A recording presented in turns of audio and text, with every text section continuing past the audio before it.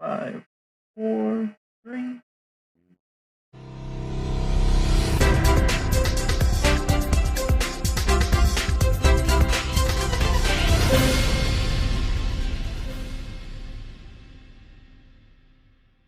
It's not a secret how much free quality information WagerTalk, SportsMoma, and the Gold Sheet produce.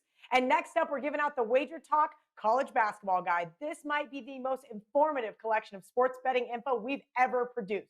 We're covering returning starters, offensive, defensive, and tempo rankings, recruiting rankings, head coaching info and background, and so much more. Even if you are the casual basketball fan, head over to the Ralph Michaels page and download this amazing guide for free.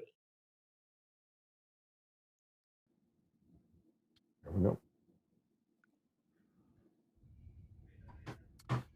And we are off and running, guys. Welcome in here on this Monday edition, December the 21st. It is the College Basketball Tip-Off Show. I'm Joe Raineri, and we are stacked on the box here today with our usual friends. Of course, Ralph Michael and Mr. Dave Koken. And joining us right from rehab, Mr. Tony Finn stopping by. Very much there, Tony. Nice that you got yourself a ride here to the studio. Thanks for stopping by, my man.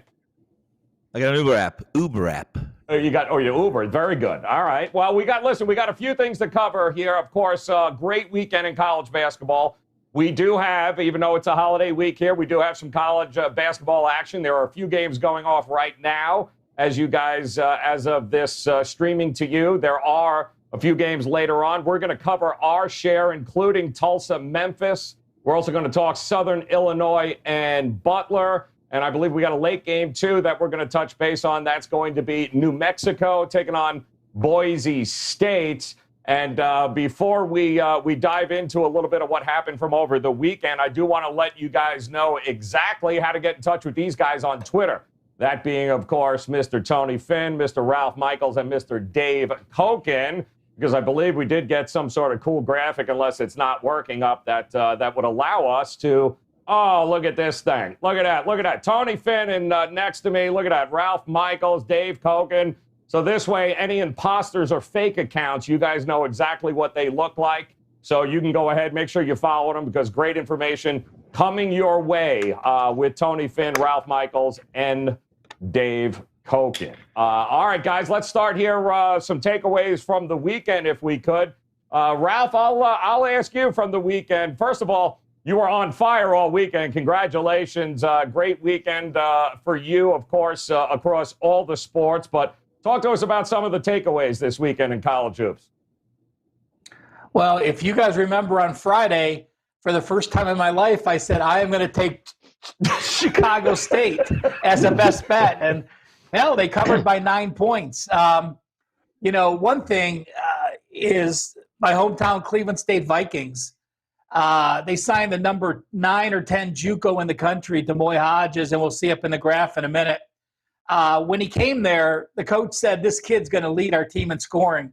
He scored 46 points in 32 minutes against Fort Wayne. So Cleveland State has themselves a score. My other takeaways are, boy, that Michigan State team is very ordinary this year. Izzo's got some work to do. Yeah, and I'm going to ask you, too, Dave. I mean, we'd be remiss if we didn't bring up what the Zags did to Iowa over the weekend, too, as well. A 14, 15-day layoff, and they just dismantled Iowa like no big deal. That was pretty impressive.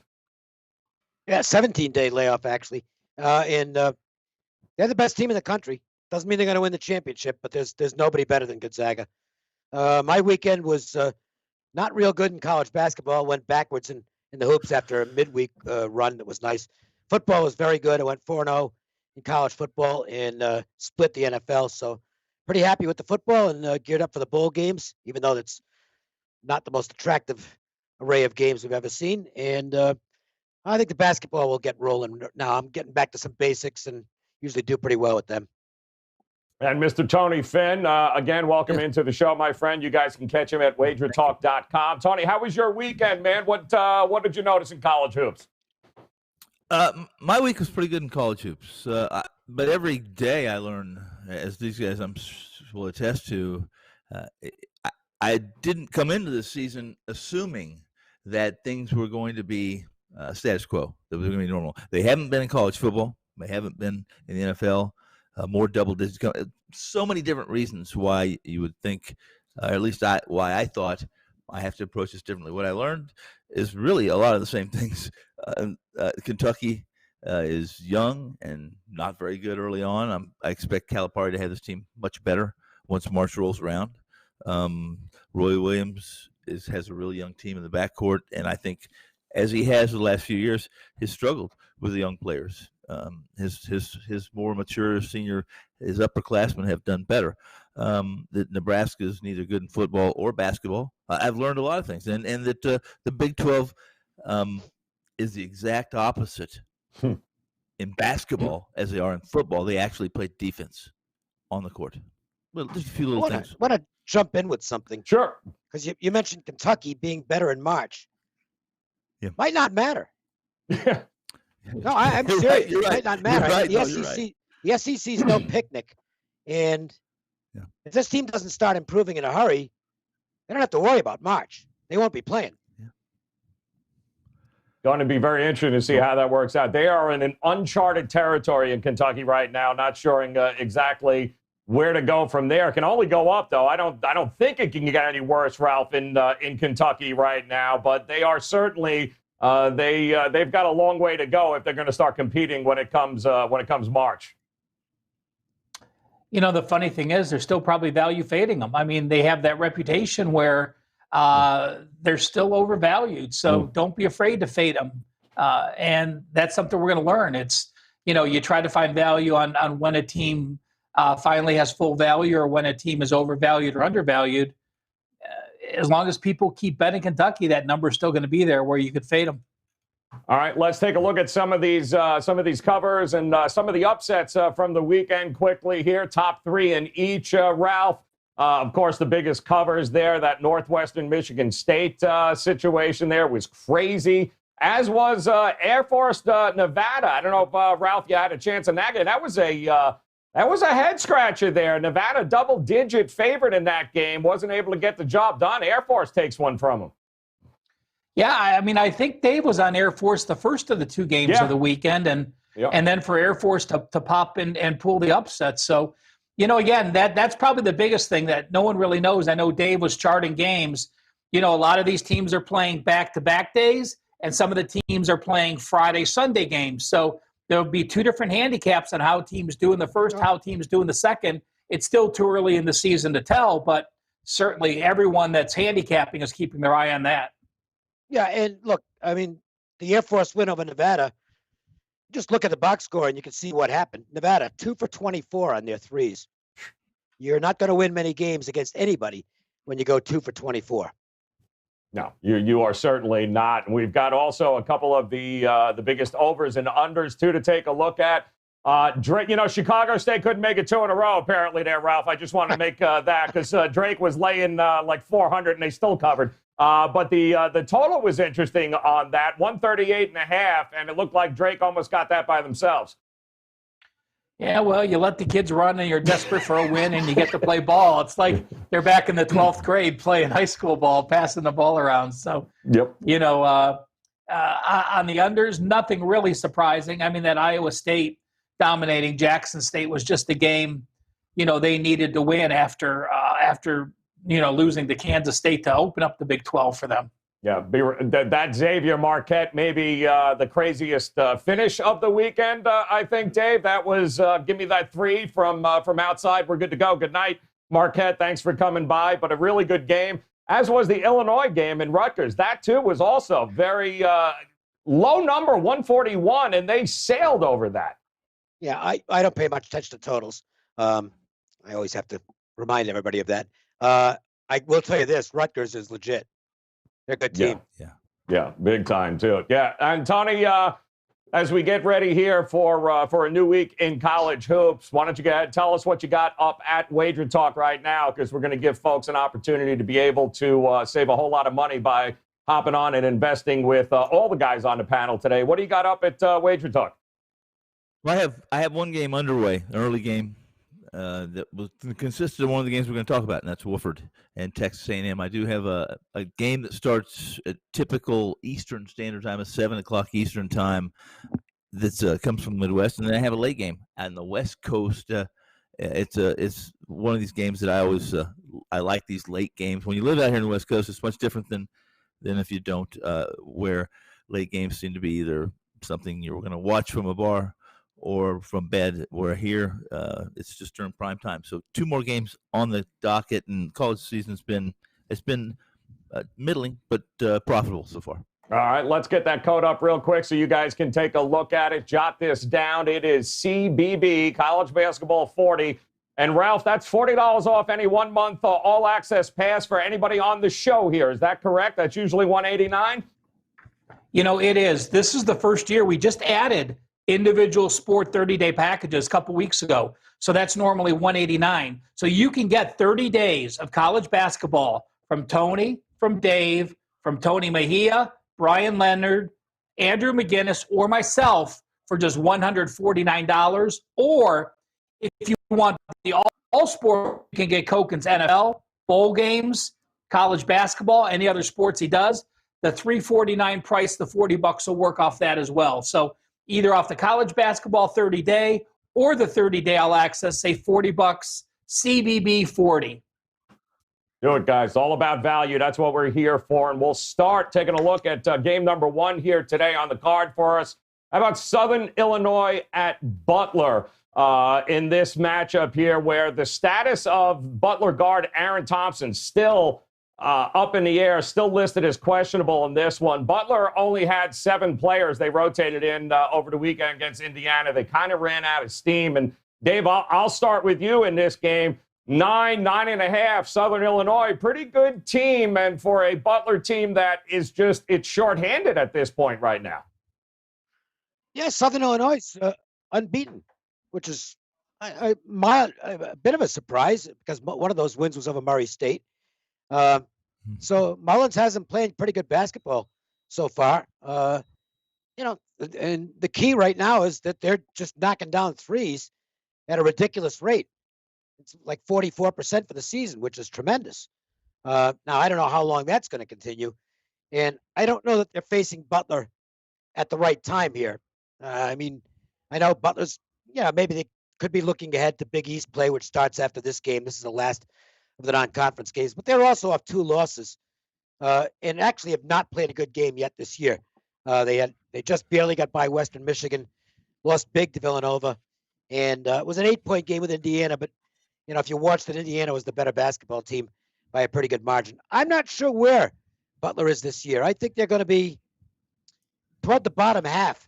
Not the very bottom, but the bottom half of the Big East. I still think that Jordan's got the horses this year to compete with the top teams in that league.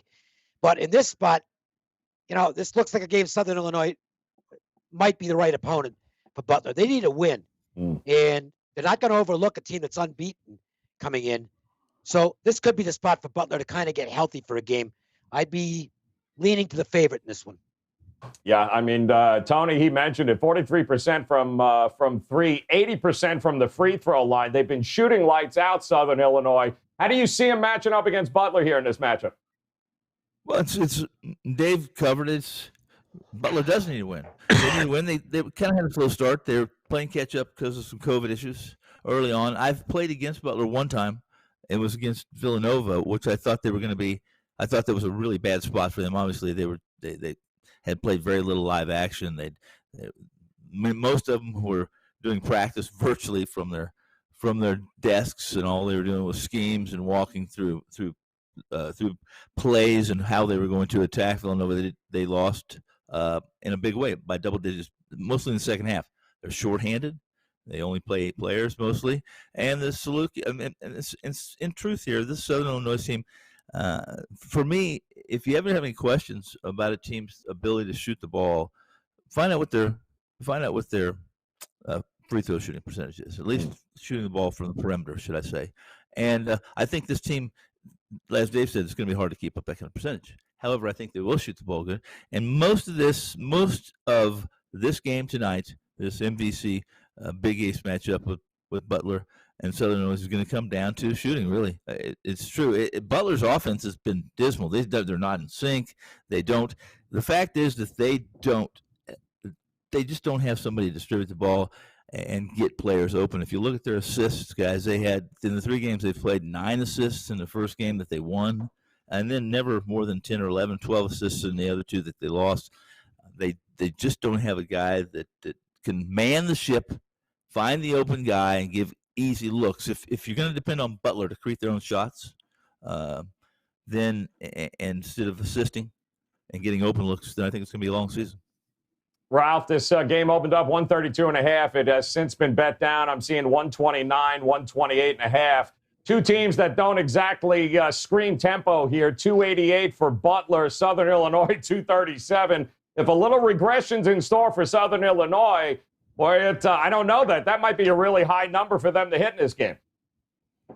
I do lead with the under. Let's remember, Butler has a 59-game non-conference win streak at home at Hinkle, so they take great pride in this. This is only their second home game. Western Michigan was back on November 25th. But, you mentioned it.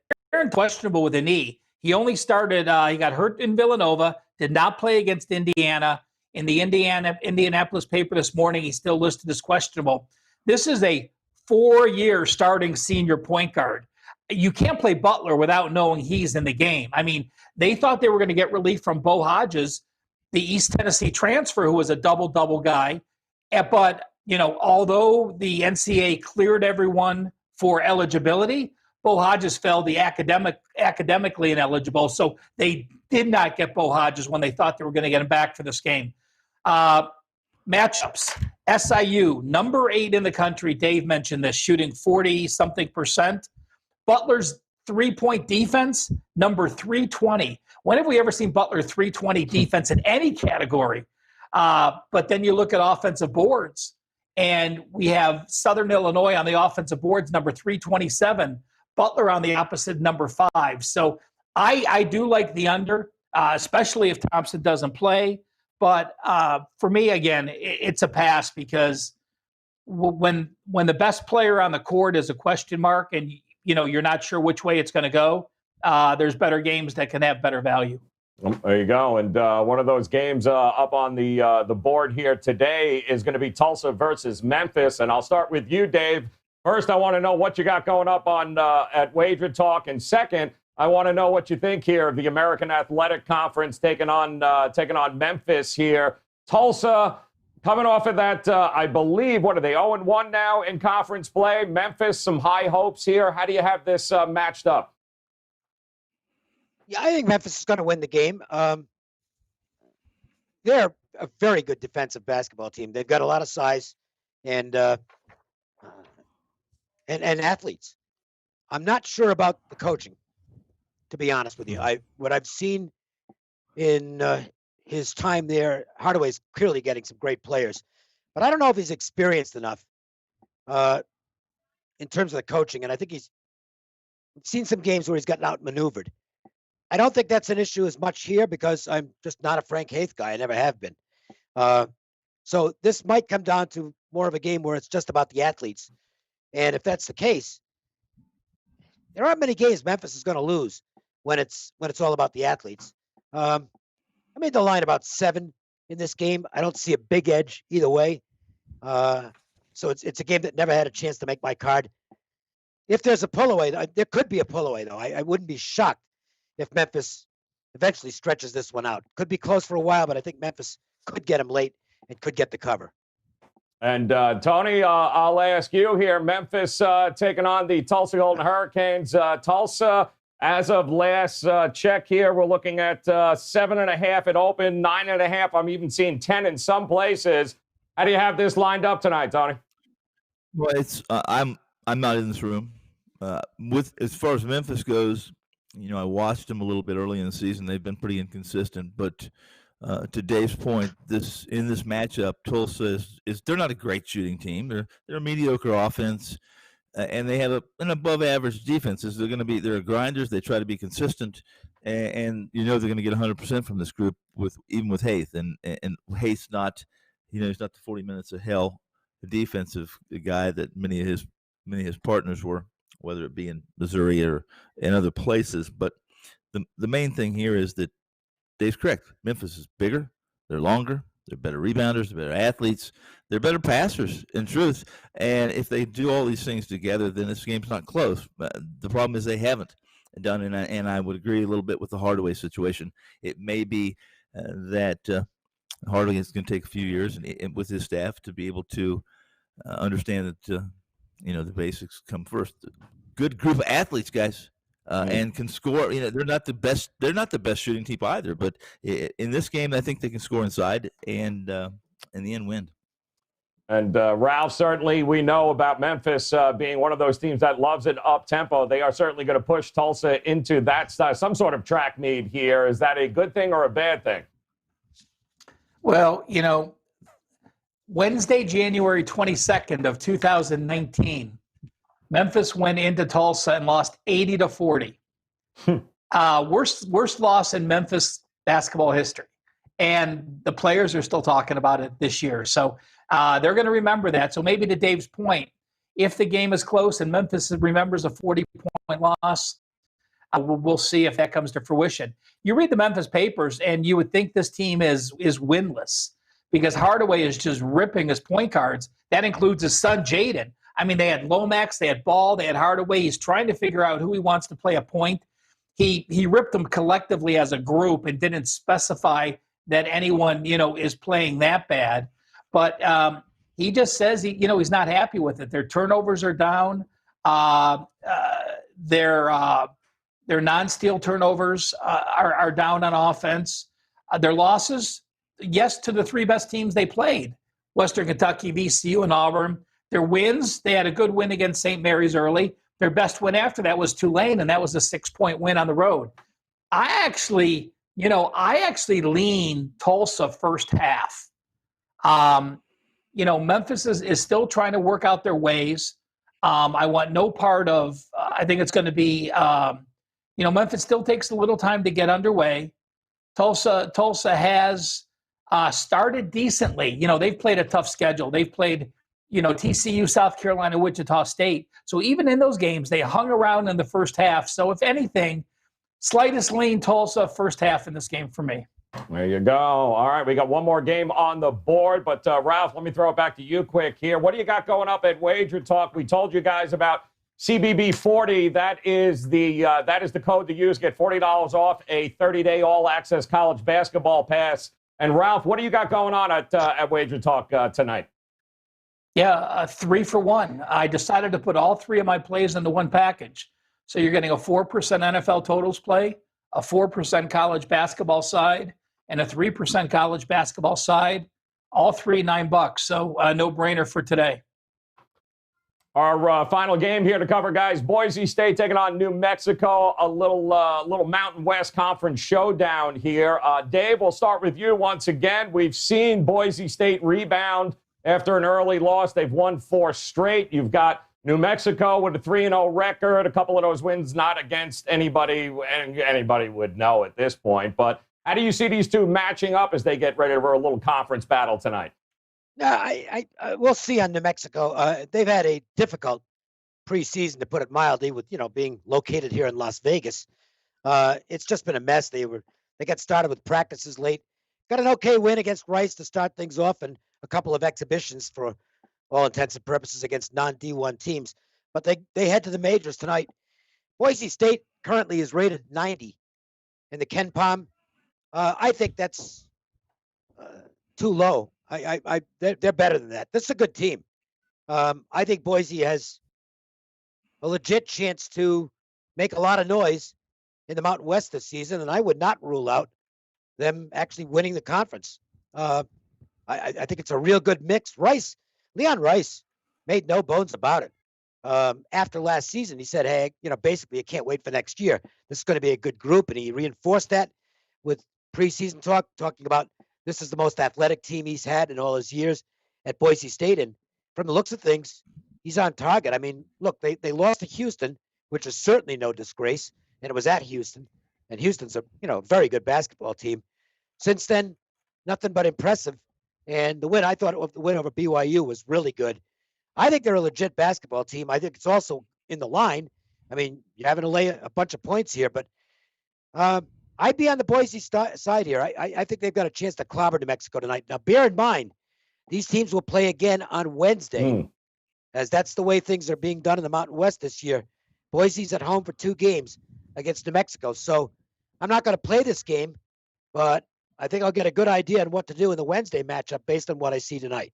Love that, love that, guys. That's something, of course, to jot down if you're just starting to look into some college hoops right now. And Tony, like Dave was saying, this is it opened up 12.5 here in this spot, but it has since come down a little bit. I'm seeing 10.5 now. How do you see these two teams battling tonight?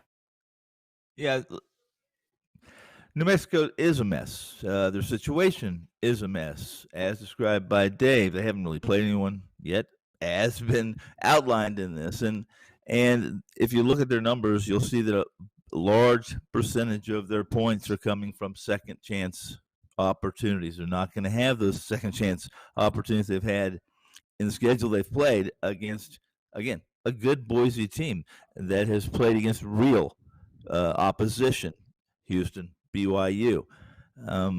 This is really a New Mexico team that I don't think is going to be a lot better than what you saw at the end of last year, where they lost 11 of their 15 Mountain West games, their last game. So it's a tough test. I think the line's right. I think if I'm in this room, I'm on Boise as well.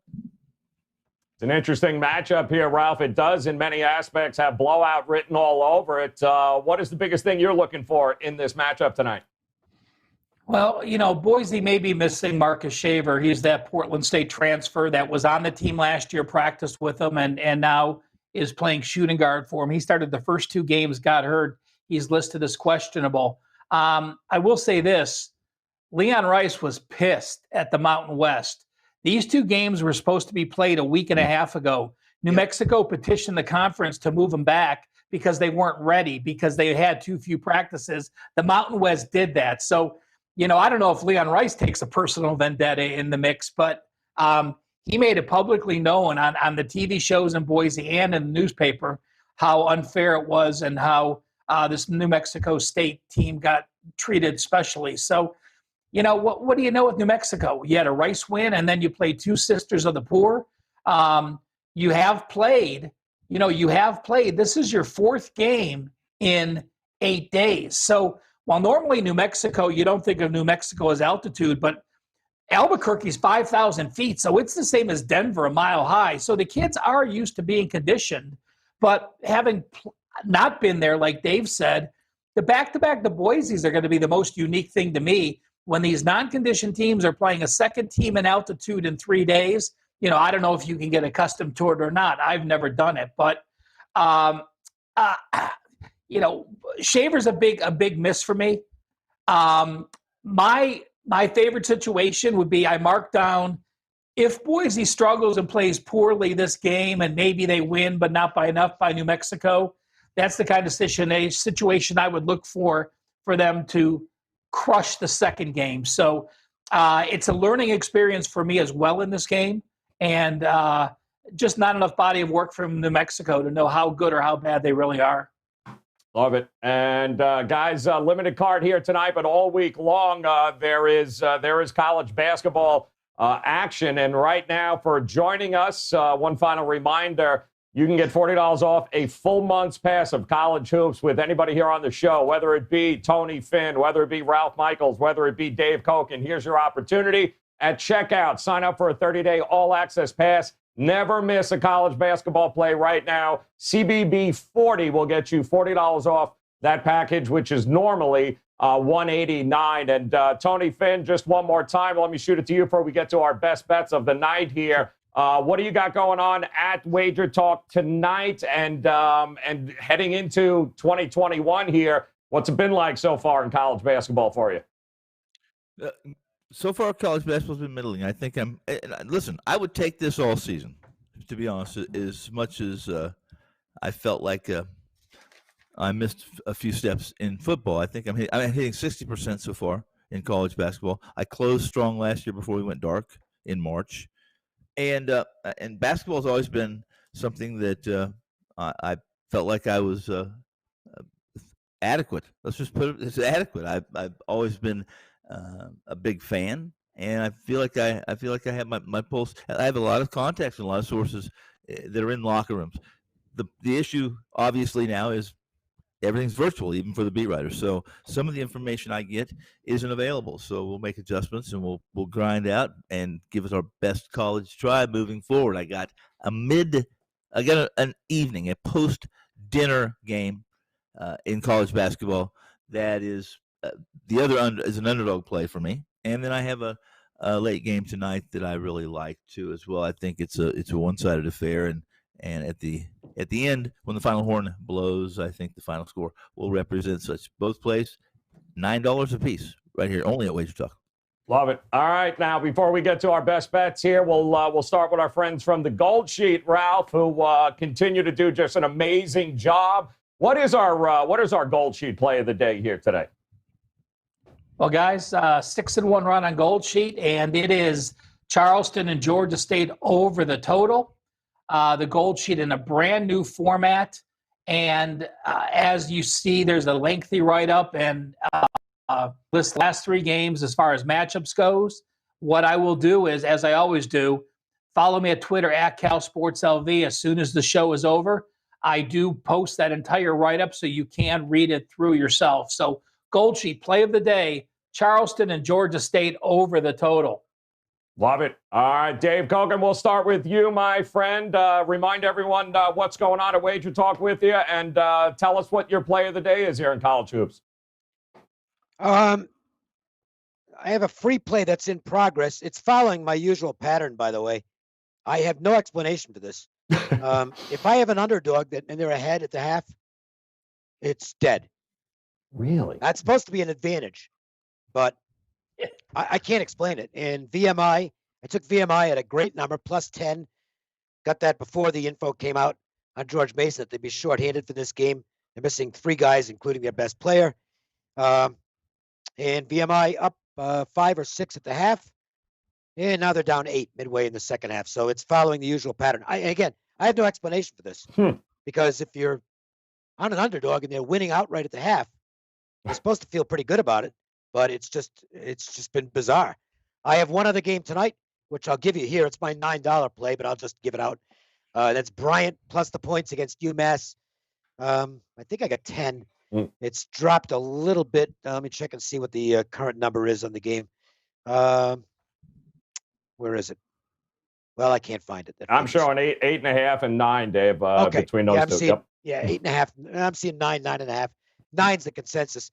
It's going to be a high-scoring game. Both teams go up and down the court. Bryant can shoot the ball, and UMass doesn't play a whole lot of defense.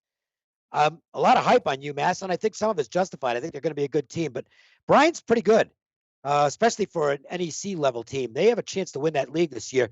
They already took Syracuse to the wire on the road, and I think they can do the same with UMass. It's kind of a backyard rivalry game. I mean, Amherst and Smithfield, Rhode Island, not that far apart. And I'm sure I would say it's a bigger game for Bryant. I took the points. And all I can say is if they're ahead at the half, be careful, because that probably means they're going to get the shit kicked out of them in the second half. It's just, it's crazy. It is just absolutely bizarre. I'm better off down at the half. If I'm down at the half, it's like, okay, I got a good shot here. The 5% play I had this year was a 21-point favorite. They were up only 5 at the half, really struggling. Wow. Got up to 31 in the second half. Just blew the doors in on the other team.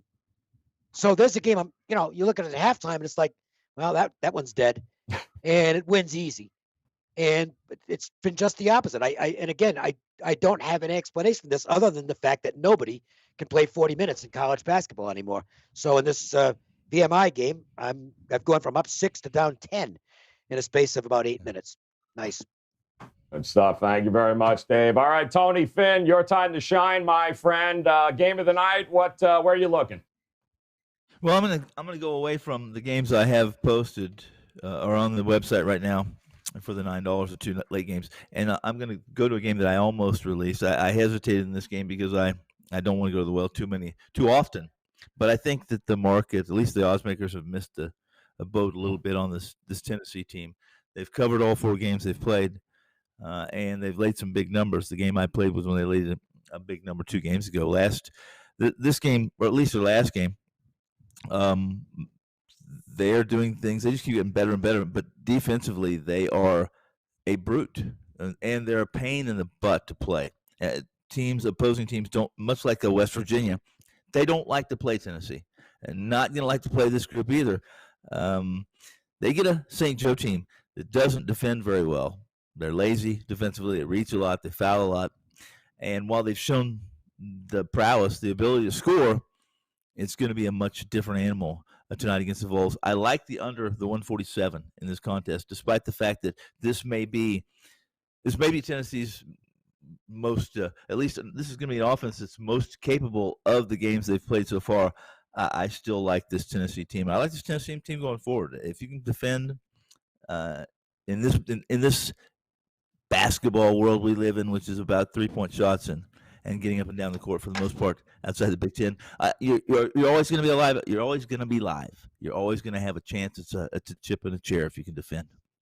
Great stuff. All right, Ralph, over to you, my friend. Tonight, we know you got a loaded card up at WagerTalk.com. It is $9 Monday. Ralph has 3 plays available for you right now, $9. Give us a game here, Ralph. What are you looking at? Tony, I got a question for you since it's your first time on. Sure. You have what Drew Martin would call the degenerate special, right? The play tonight. That's that last game on TV. 11. I know you have the underdog. I don't want to know which team you have, but what game do you have? Of the late games tonight? Yes. I think Never mind. Really only one. It's really 11:59. I guarantee it's tipping at 11:59 Eastern. And let's see, and you gave out the underdog, Tony? I don't want to give your game away or anything, but let's just say. Here's well, if you think that I wasn't aware of what I was saying, then you're wrong. I knew exactly what I was saying. We'll see how many. All right, good deal. Ralph Welcome to the college basketball tip-off show, Tony. Love it. Ralph throwing Ralph's balls. All right. You know what? I actually, to talk about giving out a play, I actually wrote this game out, ready to give it out, and it just didn't feel right in the last minute, so I pulled it away. So it's as close I have to a play, and it's Eastern Illinois. They're on the road, laying a small number to Edwardsville. Edwardsville is one of the worst teams in the country. Eastern Illinois did win at Green Bay. That's not impressive. They did lose at Evansville, snapping Evansville's losing streak, or Evansville snapped their losing streak to win.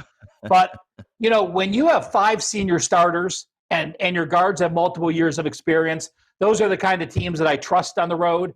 The only reason I left it off was Edwardsville has made a lot of threes. Eastern Illinois has been poor defending the threes.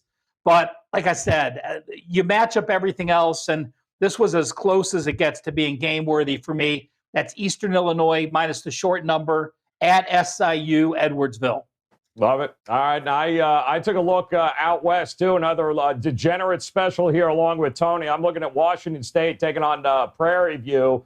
You look at the KenPom ratings, I think these two schools are 169 apart there, Ralph. And also Prairie View, talk about New Mexico having a tough time. Prairie View hasn't played a game since November 29th. So now they're going to go on the road to a Washington State team that, if nothing else, offensively, they haven't been great, but defensively, they're a top 16 team, I believe, coming in at number 16 in defensive efficiency. They don't give up a lot of points. Opened up at 11.5. I'm seeing 12 now. So I know it's a double-digit figure, but I think this has got blowout written all over it for Washington State. Now. Yeah, well, you know, Kyle Smith has his kids, you know, he did a great job at San Francisco. This is now that second year where his system starts to pan in. And, you know, you saw him get margin against Montana State in his last game. You know, it like you said, an entire month between games. You know, Joe, let me ask you this. Would you think about splitting the first half as well because they jump out against the flat team? Or are you more comfortable with them just expanding the entire lead? Yeah, no, I'm with you. First half, full game, I'd even lean the under in this spot, too, because of how well and how good they are defensively and the spot that they're in Prairie View. It's a tough situation. There's going to be some rust. There's not going to be an awful lot of points, I don't think. Not like Washington State is an offensive juggernaut, but certainly a team that can limit a team like Prairie View in this spot. So I agree with you, Ralph, definitely. First half, Washington State, full game. I'd even look the under in this situation. All right, I don't know. Do we have a recap? I think we do here. We got a graphic that shows a recap of everything we just said. How cool is this? Let's take a look. And there we go. Look at that. Ralph, Eastern Illinois, laying 3.5. Kogan is on Bryant, +9. Tony Finn doesn't remember where the hell he is, but he somehow or another came out with Tennessee under 147. I'm on Washington State, laying the number in the gold sheet. Charleston, Georgia State, over 143.5. Don't forget, guys, code CBB40 is what's going to get you a $40 discount, 30 days. That's right, 30 days all access to either Dave, Tony, or Ralph right now. 30 days of college basketball plays. Get $40 off right now using CBB40. So, Tony Finn, you did it. You didn't pass out. We thank you very much, my friend, for coming on and hanging out with us there. Fantastic stuff. Look forward to having you back on. Get ready for the NBA tip-off show. Tony really thrives on that one when he remembers what time it's on. And as for Dave Koken, Ralph Michaels, I'm Joe Raineri. Guys, best of luck with your college basketball plays today. Come back. See us again tomorrow. Hit that little bell in the upper right-hand corner. Make sure you subscribe. Make it a profitable night here. Thank you very much for coming by. We'll talk to you again tomorrow.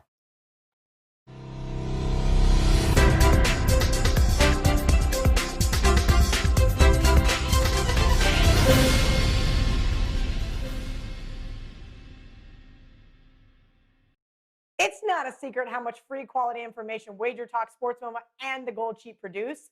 And next up, we're giving out the WagerTalk College Basketball Guide. This might be the most informative collection of sports betting info we've ever produced. We're covering returning starters, offensive, defensive, and tempo rankings, recruiting rankings, head coaching info and background, and so much more. Even if you are the casual basketball fan, head over to the Ralph Michaels page and download this amazing guide for free.